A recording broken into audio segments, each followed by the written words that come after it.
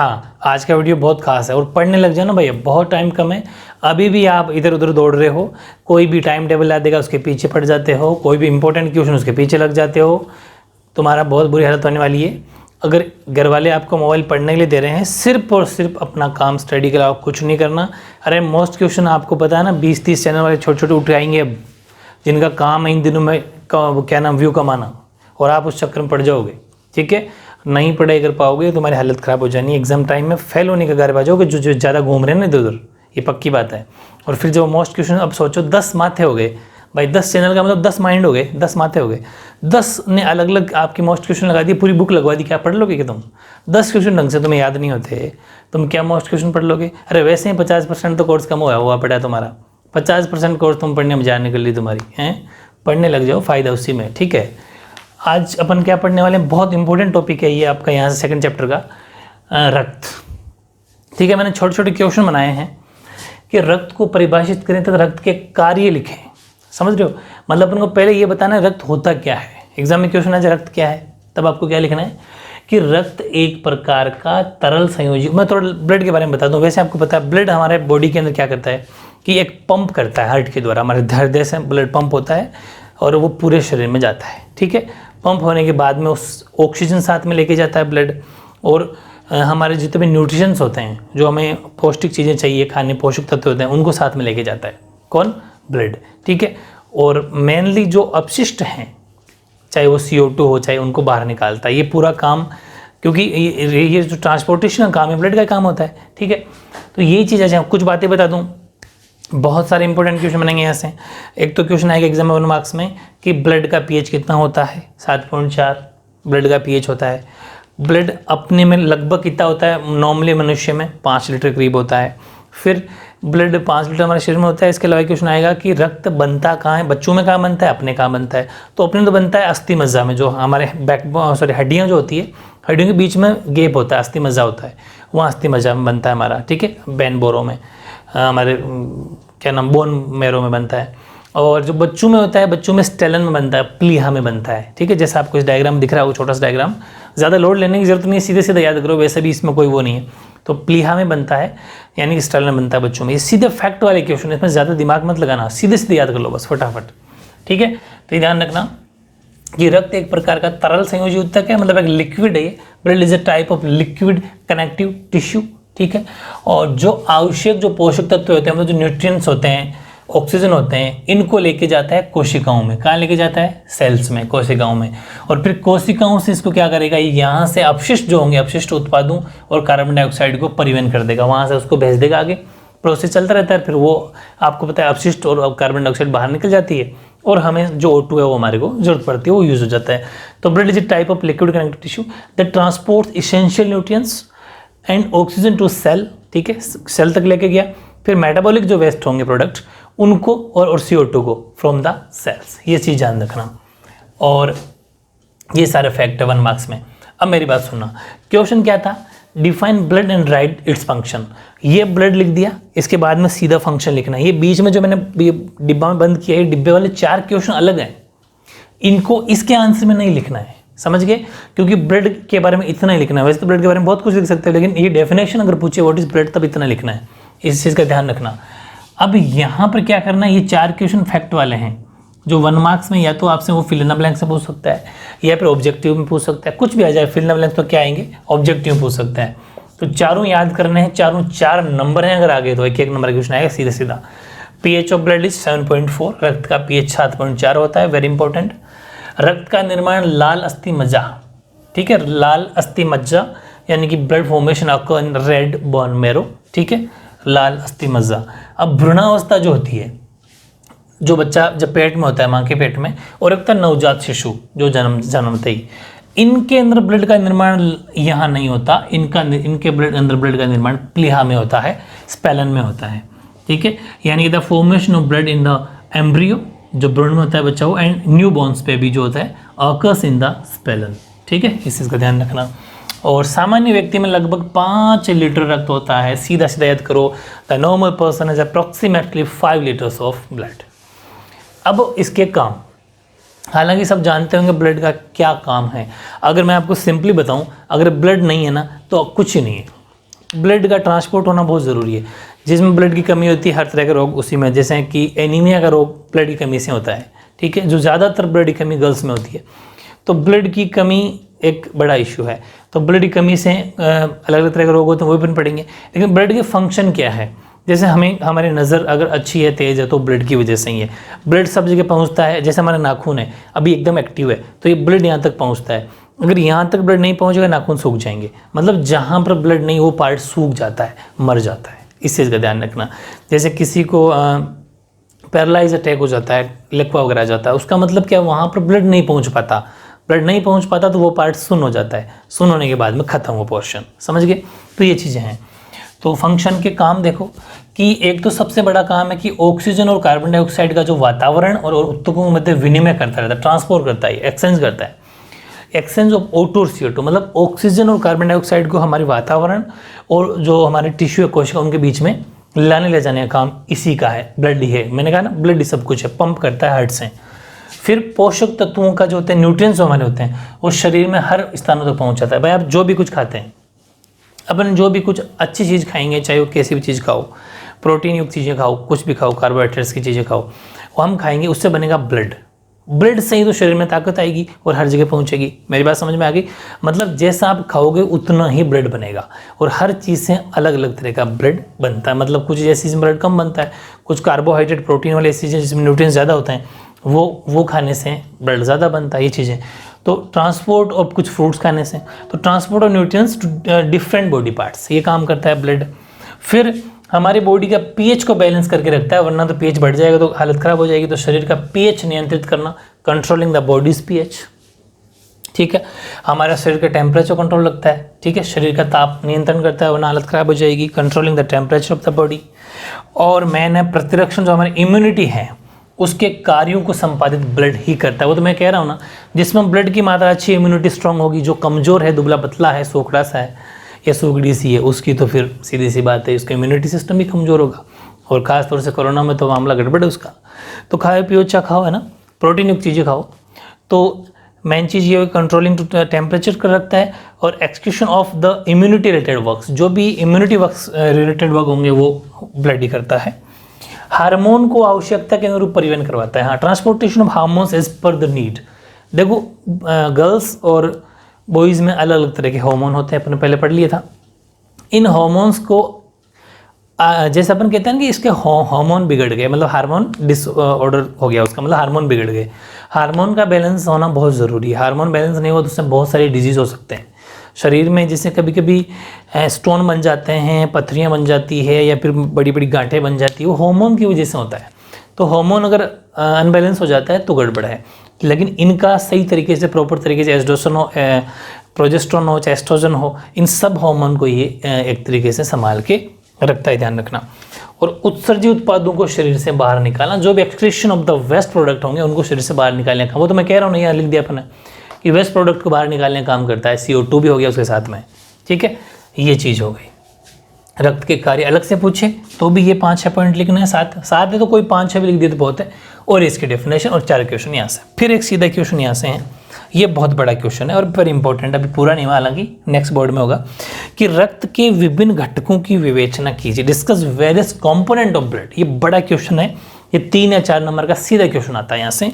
तो ये है कि रक्त के, इसको बिल्कुल प्रॉपर तरीके से करना है, ठीक है। RBC, WBC, प्लेटलेट सब पढ़ेंगे इसके अंदर, लेकिन शुरुआत में 2-3 लाइनें भी लिखनी है। कौन सी? कि रक्त के 2 भाग होते हैं, ये आपको पता होना चाहिए। एक तो ठोस सॉलिड, एक लिक्विड। एक तो द्रव्य भाग होता है और एक ठोस भाग होता है। यानी कि एक तो लिक्विड पार्ट होता है ब्लड का, जिसको हम प्लाज्मा कहते हैं, और दूसरा सॉलिड पोर्शन होता है जो कोशिकाओं से बना होता है, मेड अप ऑफ सेल्स, यानी कि द्रव्य भाग जिसे प्लाज्मा कहते हैं, और दूसरा ठोस भाग जो कोशिकाओं का बना होता है। ये चीज़ आपको पता होनी चाहिए। अलग से क्वेश्चन 1 मार्क्स में देखो डीपली पेपर बनेगा, वैसे ही 50-60% कोर्स है तुम्हारा यार, ठीक है। जो जिनने 100% पढ़ा सर वो तो इंटेलिजेंट ही होंगे ना, सीधी सी बात है, क्योंकि सारा कोर्स पढ़ना ही बहुत बड़ी चीज़ होती है। कोर्स भी कम, उसमें आपको मोस्ट चाहिए, वो चाहिए, मोस्ट सब बता देंगे, लेकिन अभी ये तो पढ़ो, इतना सा तो पढ़ ही सकते हो। आगे भाई देखो फ्यूचर में अपन को सारा पढ़ना पड़ेगा, 100% पढ़ना पड़ेगा। और मैं तो कहता हूँ आपको टाइम मिल जाए तो जैसे ही बोर्ड एग्जाम फिनिश हो तो पीछे का जो 40% डिलीट हुआ है वो पढ़ना, आगे फ्यूचर में काम आएगा। हर कॉम्पिटेटिव एग्जाम में 20 से 22 सब्जेक्ट पढ़ने पड़ेंगे, तब पता चलेगा आपको। अभी इतने से मैं आपको जो हो रहा है। तो अब देखो, plasma makes up 55% of blood. Plasma है ना, जो द्रव्य भाग होता है, लिक्विड पोर्शन जो होता है, लिक्विड पार्ट, वो पूरे ब्लड का लगभग 55% तो प्लाज्मा ही बना देता है। ठीक है, ये ध्यान रखना। प्लाज्मा रक्त के 55% भाग का निर्माण प्लाज्मा में होता है। ये भी 1 मार्क्स में, कई 1 मार्क्स में ऑब्जेक्टिव में आ सकता है। ठीक है, अभी ये पूरा नहीं है, बहुत बढ़िया क्वेश्चन, इसको अपन कंप्लीट करेंगे।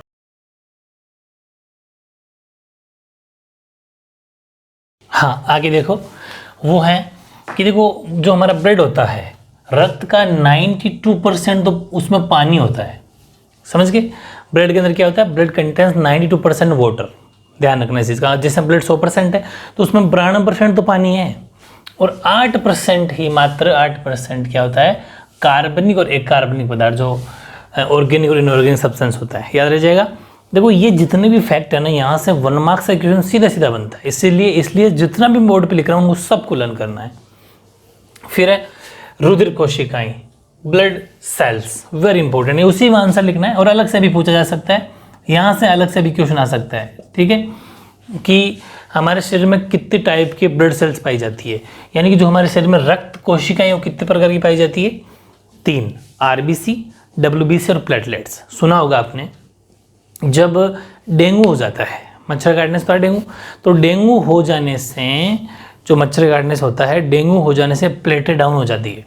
ये तो सुना होगा, हिंदी में बोलते हैं बिम्बाणु, प्लेटों क्या बोलते हैं? बिम्बाणु। तो जब डेंगू डिजीज हो जाता है तो प्लेटें डाउन हो जाती है, जो लगभग 3 लाख के करीब होती है। तो प्लेटें डाउन होने से फिर जो वो पेशेंट है उसको क्या होगा कि उसको फिर धीरे धीरे प्लेटें डाउन होगी, फिर उसमें शरीर में प्लेट की कमी होने लग जाएगी। ठीक है, और तभी तो डेंगू से ज़्यादा दिन तक अगर वो रिकवर नहीं होता तो डेंगू डिजीज से डेथ भी हो जाती है। तो इस चीज़ का ध्यान रखना कि ये जो प्लेटलेट्स है, इनका 3 लाख तक और 1.5 से 3 लाख तक का मामला ठीक है, उससे नीचे जाने पर फिर थोड़ा सा खतरा बढ़ जाता है।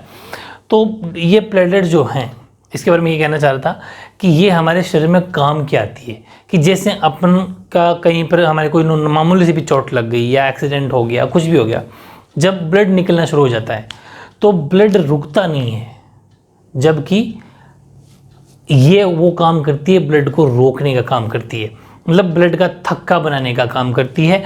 ये बेसिकली इनका सबसे इम्पोर्टेंट काम है कि ये जो प्लेटलेट्स होती है, ये ब्लड क्लॉटिंग का काम करती है, रक्त का थक्का। वरना ऑन स्पॉट इंसान की डेथ हो जाती है, लेकिन कुछ देर बाद में, जिनके थोड़ी बहुत लगी उनको पता होगा कि थोड़ी सी देर लगने के बाद में थोड़ी सी देर में ब्लड आते आते रुक जाता है, वहाँ पर थोड़ा गाढ़ा सा आके और वहाँ पर वो स्टॉप हो जाता है।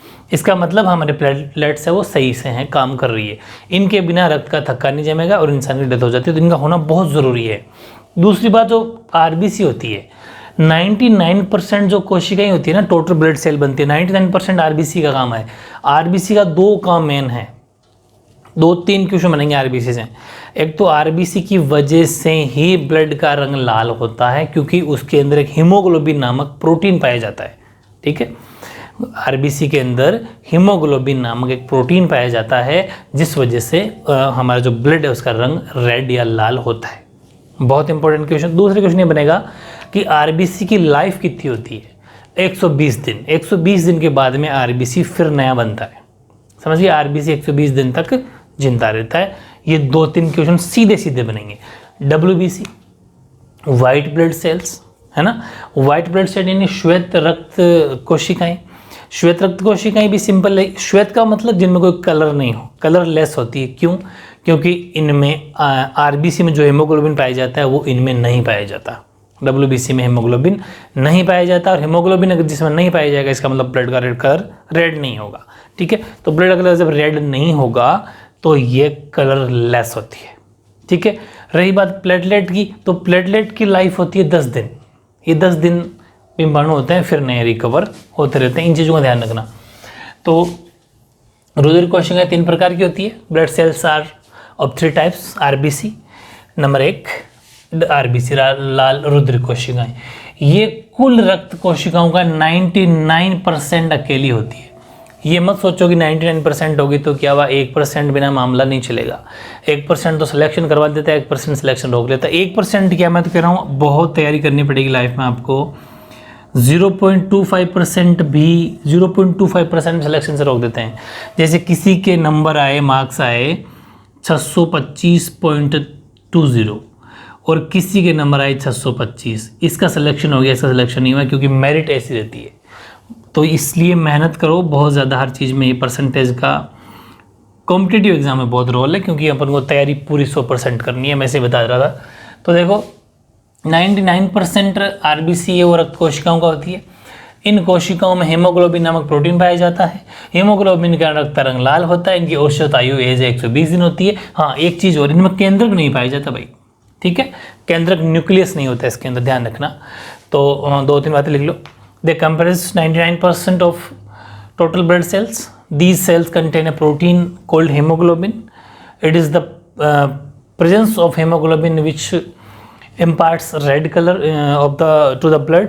और मेन चीज़ ये मैंने शॉर्ट में लिखी है, डिवोइड ऑफ न्यूक्लियस, यानी इसमें न्यूक्लियस नहीं पाया जाता। And then these cells lack nucleus and अच्छा यहाँ लिख दिया कि ये ठीक है, फिर इसकी ज़रूरत नहीं है, एक ही चीज़ लिख लेना, इसमें न्यूक्लियस नहीं पाया जाता। And there average age is 120 days, ठीक है। और उनकी एवरेज एज 120 दिन है। फिर WBC श्वेत रक्त कोशिकाएं, ये हमें प्रतिरक्षा प्रदान करती है। हाँ, वेरी गुड। जैसे हमारे शरीर में कोई चोट आ जाती है तो हमारी इम्यूनिटी की तरह, मतलब एक हमारे शरीर की रक्षा करती है, प्रोटेक्शन का काम करती है WBC, ठीक है। The cells impart immunity and are formed in red bone marrow. और बनती कहाँ पर है? ये भी लाल अस्थि मज्जा में बनती है। और इनका दूसरा नाम वेरी इंपॉर्टेंट है भाई, ध्यान से समझना, एग्जाम में क्वेश्चन आ जाएगा। ल्यूकोसाइट किसे कहते हैं? ल्यूकोसाइट्स वाइट ब्लड सेल को कहते हैं, और थ्रोम्बोसाइट्स प्लेटलेट्स को कहते हैं। यानी कि बिम्बाणु को कहते हैं थ्रोम्बोसाइट, ठीक है, बिम्बाणु कहते हैं थ्रोम्बोसाइट, और ल्यूकोसाइट कहते हैं WBC को, ठीक है। इन कोशिकाओं में हीमोग्लोबिन नहीं पाया जाता, इस कारण रंगीन होती है। ये भी क्वेश्चन आ जाता है, ये कलरलेस क्यों होती है, रंगीन क्यों होती है? क्योंकि मैं आपको आंसर करें, क्योंकि इसमें हीमोग्लोबिन नामक प्रोटीन नहीं पाया जाता, इस वजह से ये कलरलेस होती है, रंगीन होती है। यानी कि हाँ, वो तो लिख दिया अपने। They are also called leucocytes. Haemoglobin not found in this cells due to which they are colourless. फिर प्लेटलेट्स बिम्बाणु, इनको थ्रोम्बोसाइट भी कहा जाता है। रक्त में इनकी संख्या 3 लाख प्रति घन mm होती है, मिलीमीटर होती है। और बिम्बाणु का जीवन मात्र 10 दिन होता है भाई, ठीक है। और ये कोशिकाएं मुख्य रूप से रक्त का थक्का जमाने में काम करती है। रक्त का थक्का समझ गए? ब्लड आता रहेगा, कहीं चोट लग जाती है तो थोड़ी देर बाद में ब्लड को रोक देती है, ये इसका काम है। These are also called thrombocytes. Their number in the blood is about 3 lakh per cubic millimeter. The average life of platelets is only 10 days. And then these cells primarily help in blood clotting. Very important चीज़ ये blood clotting, रक्त का थक्का, and are devoid of nucleus. इसमें भी nucleus नहीं पाया जाता, ये भी केंद्रक विहीन होती है। एग्जाम में क्वेश्चन आएगा, 4 ऑप्शन रहेंगे, किन में केंद्रक नहीं पाया जाता। 3 तो ये होंगे, चौथा कुछ और होगा, समझ गए ना? ध्यान रखना इस चीज़ का। फिर है एक नोट लिखा है मैंने, ज़्यादा लोड नहीं लेना, लेकिन ठीक है, कि मोनोसाइट होते हैं महाभक्षक, ठीक है। मोनोसाइट मैक्रोफेजेस होती है, और neutrophils are major phagocyte cell of the body which phagocytose the external antigens. यानी कि करते क्या है कि जो हमारे बाह्य प्रतिजन होते हैं उनसे भक्षण का काम करती है। महाभक्षण का मतलब बहुत ज़्यादा भक्षण, तेज करना, महाभक्षण करने वाली है। और न्यूट्रोफिल को हमारे शरीर की भक्षक कोशिकाएं पाई जाती कहा जाता है। मतलब बाह्य कोई प्रतिजन, एक्सटर्नल कोई अटैक होता है, एक्सटर्नल जो एंटीजन होते हैं हमारे से, उनसे ये रक्षा करती है, मान लो उनका भक्षण करती है, उनको खा जाती है, खत्म कर देती है। कोई 1 मार्क्स में क्वेश्चन ऐसा आ जाए तो लिखना है, ठीक है। और कोई कुछ भी याद नहीं करना, ये सफिशिएंट नोट्स है, ठीक है। वरना तो बुक है, ले और पढ़ते रहो शाम तक, ठीक है। एग्जाम में यही पूछा जाएगा, और तो कुछ पूछा जाएगा नहीं।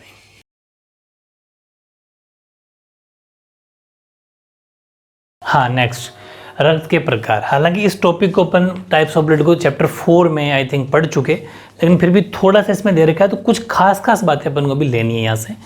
एक तो पूछेगा रक्त के प्रकार कितने हैं, तो सीधे डायरेक्ट ये मत लिखना रक्त के 4 प्रकार है, वह मार्क्स कट जाएंगे आपको, ठीक है। अच्छे से लैंग्वेज का ध्यान रखना। मैंने क्या लिखा कि रक्त में आपको पता है पाई जाने वाली लाल रक्त कणिकाओं, ठीक है। यानी कि जो हमारे on the basis of presence and absence of special type of antigen and B are the form the surface are red blood cell of the red blood cell, ठीक है।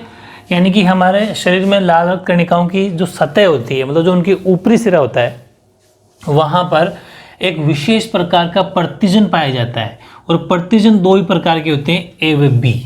ध्यान रखना, एंटीजन जो होते हैं वो ए व बी दो तरह के एंटीजन होते हैं। वो कहाँ पाया जाता है? वो आरबीसी के ऊपर पाया जाता है, ठीक है, आरबीसी के ऊपर पाया जाता है। तो अब उसमें क्या होता है कि जिसमें एब्सेंट है या फिर प्रेजेंट है, उनके आधार पर, क्योंकि ए और बी दोनों रह गए, जिसमें ए होगा वो ए कहलाएगा, बी होगा बी कहलाएगा, जिसमें दोनों होंगे वो ए बी कहलाएगा, जिसमें होगा नहीं वो ओ कहलाएगा। मेरी बात समझ में आ गई? मतलब जिस एंटीजन के आधार पर, प्रतिजन के आधार पर ब्लड के 4 प्रकार हो गए, क्योंकि एंटीजन के 2 प्रकार ए और बी। तो जिसमें ए अकेला होगा ब्लड का प्रकार भी ए हो गया, जिसमें बी होगा ब्लड का प्रकार या टाइप भी बी हो गया, जिसमें ए व बी दोनों एंटीजन होंगे ब्लड का ग्रुप भी ए बी हो गया, और जिसमें ना तो ए एंटीजन है ना बी एंटीजन, दोनों एब्सेंट है, मतलब अनुपस्थित है, तो वो ओ ग्रुप हो गया। मेरी बात समझ में आ गई? बहुत ईजी है। तो ये बातें लिखनी है कि लाल रक्त कणिकाओं की सतह पर जो विशेष प्रकार का एंटीजन या प्रतिजन पाया जाता है ए व बी, उनकी उपस्थिति या अनुपस्थिति, उनके एब्सेंट या प्रेजेंस या एब्सेंस के आधार पर ब्लड के 4 प्रकार हैं, ठीक है। Human blood has been divided into 4 groups, A B O. याद बड़ा इजी हो जाएगा, पहले ए ले लो, फिर बी ले लो, फिर दोनों को साथ ले लो, फिर ओ ले लो, बस, ठीक है। तो अब इधर ब्लड ग्रुप लिखेंगे, पर मैंने छोटी सी टेबल बनाई है आपको इजी याद करने के लिए, ब्लड ग्रुप टेबल। जिसका ब्लड ग्रुप या रक्त समूह ए है उसमें एंटीजन यानी एंटीजन या प्रतिजन भी ए ही होगा। जिसका ब्लड ग्रुप बी है उसमें प्रतिजन या एंटीजन में बी होगा। जिसका ब्लड ग्रुप ए बी है उसमें दोनों तरह के एंटीजन या प्रतिजन पाए जाएंगे, ए और बी दोनों। और जिसका ब्लड ग्रुप ओ है उसमें कोई एंटीजन नहीं पाया जाता, उपस्थित नहीं, अनुपस्थित, सॉरी। तो ओ ब्लड ग्रुप तो एब्सेंट, कौन? एंटीजन, ये बात। और ये जितना भी समूह है ग्रुप ए बी ओ, इनको ए बी ओ रक्त समूह कहा जाता है, या फिर ए बी ओ समूहीकरण कहा जाता है। आ जाता है 1 मार्क्स में, तो लिख देना कि ए बी ओ इन सारे समूहों को रक्त समूहीकरण कहा जाता है। यानी कि A B and A B are called, this groups of blood are called A B O blood groups, A B O blood groups. क्योंकि ग्रुप तो 3 है ना, ए बी और ओ, ये तो फिर इसमें आ गया ना, इंक्लूड हो गए, इसलिए ए बी ओ बोला जाता है शॉर्ट में। और ये आर एच वाली सारी बातें अपन पढ़ चुके हैं चैप्टर में, छोटी सी बात थी इसलिए मैं लिख दी फिर, कि ए बी प्रतिजन के अलावा लाल कणिकाओं पर एक और प्रतिजन पाया जाता है ए बी के अलावा, जिसको हम आर एच के नाम से पढ़ते हैं। याद आ रहा है? आर एच प्रतिजन कहा जाता है। मतलब ए बी तो पाया जाता है एंटीजन, इन एंटीजन के अलावा एक आर एच फैक्टर भी पाया जाता है। तो in addition to the A and B antigen another antigen called R H. और आपको पता है जिसमें आर एच फैक्टर पाया जाता है वो आर एच पॉजिटिव, और जिसमें आर एच फैक्टर यानी कि आर एच कारक नहीं पाया जाता वो नेगेटिव। यानी कि जिसमें आर एच उपस्थित होता है वो आर एच पॉजिटिव यानी कि आर एच धनात्मक, जिसमें आर एच अनुपस्थित यानी कि आर एच ऋणात्मक या नेगेटिव। वर्ल्ड में 80% लोग विश्व में आर एच पॉजिटिव है, 85% भी आंकड़ा आ रहा है आजकल। तो अलग अलग आंकड़े होते हैं, उससे कोई लोड नहीं लेना, जो बुक में जैसा लिखा हुआ चलेगा। R H factor present R H positive यानी कि 80% वर्ल्ड लिख दिया मैंने, और जिसमें आर एच फैक्टर एब्सेंट है उसमें आर एच नेगेटिव कहलाएंगे। तो ये सिंपल सी बातें थी, ब्लड से रिलेटेड बातें इस चैप्टर में जो थी वो अपन ने आज कंप्लीट पढ़ ली हैं। अच्छे से मेहनत करना, बहुत तगड़ी मेहनत करना, अटी उटी मत घूमो, इधर उधर टाइम वेस्ट होता है आपका मोबाइल से। सिर्फ एक पर्पज बनाओ कि मुझे ये वीडियो देखना है, बस स्टॉप। उसके बाद मत देखो, टाइम वेस्ट हो जाएगा ना, फिर कुछ नहीं होगा। अभी मेहनत करोगे फिर बर्डन बढ़ जाएगा, तो फिर कैसे तैयारी कर पाओगे? ठीक है, 90 का टारगेट लेना बहुत चैलेंजिंग पार्ट है, इसलिए अच्छी मेहनत करो, बहुत तगड़ी मेहनत करनी है, ठीक है जी। जान झोंक दो पूरी। अब तो 30-40 दिन बचे हैं, इसमें तो खूब मेहनत कर सकते हो। 3-3, 4-4 साल से हम लोग मेहनत करते हैं, तब जाकर सिलेक्शन मिलता है। आप भी देख लेना बड़े की जो भी सिलेक्शन हुआ है कितनी मेहनत करनी पड़ती है, ठीक है। अच्छी मेहनत करना, करोगे ना, टेस्ट रोज ना दिया करो। टेस्ट में नंबर नहीं बनेंगे। टेस्ट के लिए तो हम इतने खुश होते हैं, सोचो हम बड़े बड़े लेवल की एग्जाम की तैयारी करते हैं, फिर भी टेस्ट सीरीज ज्वाइन कर रखी है। संडे को जब भी टाइम टेस्ट देने जाते हैं, जहाँ भी ऑनलाइन टेस्ट मिल जाए, टेस्ट छोड़ते नहीं है। टेस्ट दो, टेस्ट देने से प्रैक्टिस होगी, अपनी खुद की जांच होगी। मार्क्स कम आते तो फिर देखो यार मार्क्स कम आ गए, फिर टेस्ट दूंगा, ठीक है। तो हमेशा टेस्ट दो, टेस्ट से रिजल्ट अपने आप खुद चेक होगा, ठीक है। और बाकी तो मोस्ट क्वेश्चन लगा देंगे, लेकिन मोस्ट क्वेश्चन बाद की बात है। अभी पूरी तैयारी करके रखो, तभी 90 बनेंगे, ठीक है ना। करोगे? ओके।